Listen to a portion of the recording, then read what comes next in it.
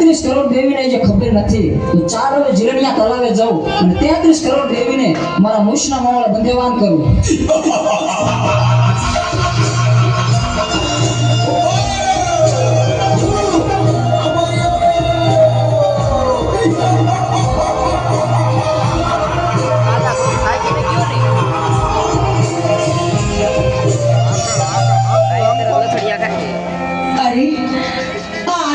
રોજ સાંજે ઘરે આવવામાં મોડું કરે છે.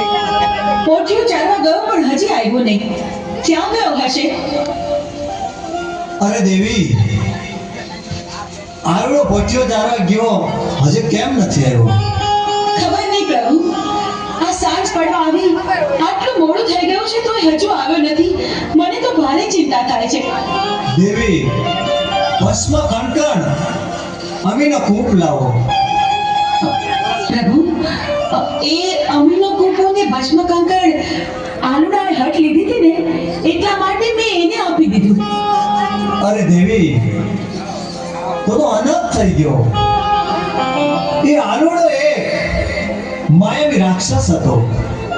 તમે ભસ્મ કણકણ અને અમીનો કૂપ આપી દીધો.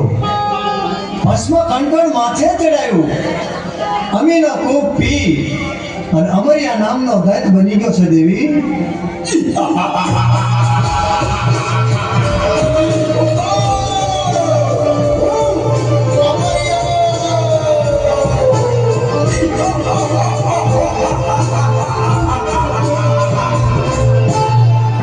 હે લંગોટા, તારી પાર્વતી મને સોંપી દે.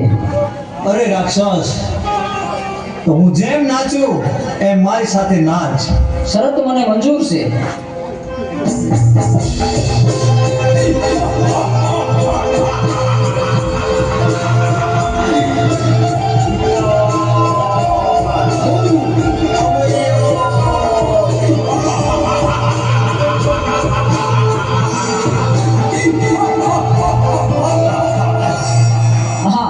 લંગોટે મને નચવી અને મારું ભસ્મ કંકણ ઉડી ગયું તો મારું મોત નિશ્ચિત છે. તો ચાલ અત્યારે અહીંથી હું ભાગી જાઉં.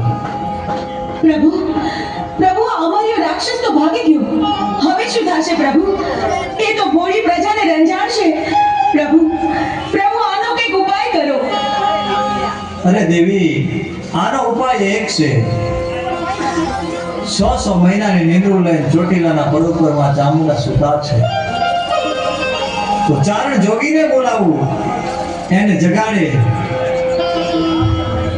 તો તેનું મૃત્યુ થાય. અરે પ્રભુ, મારું શું કામ છે આજ મને આમ ક્યાં બોલાયો? અરે બોલાવાનું કારણ એટલું છે ચારણ જોગી, અમરિયા નામના દતે 33 કરોડ દેવાળોને મોશના મોવડે બંધેવાન કર્યા. હા પ્રભુ, પૃથ્વી ઉપર હાહાકાર મચી ગયો છે. તો હાલે મારું ડમરું અને માં ચામુંડાને જગાડવા જા. પણ એક વાત યાદ રાખવાની કે જ્યારે માં ચામુંડા જાગે હા પ્રભુ. ત્યારે અવળું ફરી જજો. અરે ભોળાનાથ, આવડું ફરવાનું કારણ શું? કારણ એટલું છે ચારણ જોગી, એક જ્વાળામુખી જોગણી છે. એ જાગશે અને મોઢામાંથી જ્વાળા નીકળશે તો તને બાળીને ભસ્મ કરી નાખશે. બહુ સારું પ્રભુ. હાલ ને હાલ હું જાઉં તમારું ડમરું લઈ અને ચોટીલાના ડુંગર ઉપર માં ચામુંડા 6 મહિનાની નિંદ્રામાં સુતા છે એને જરૂર હું જગાડીશ.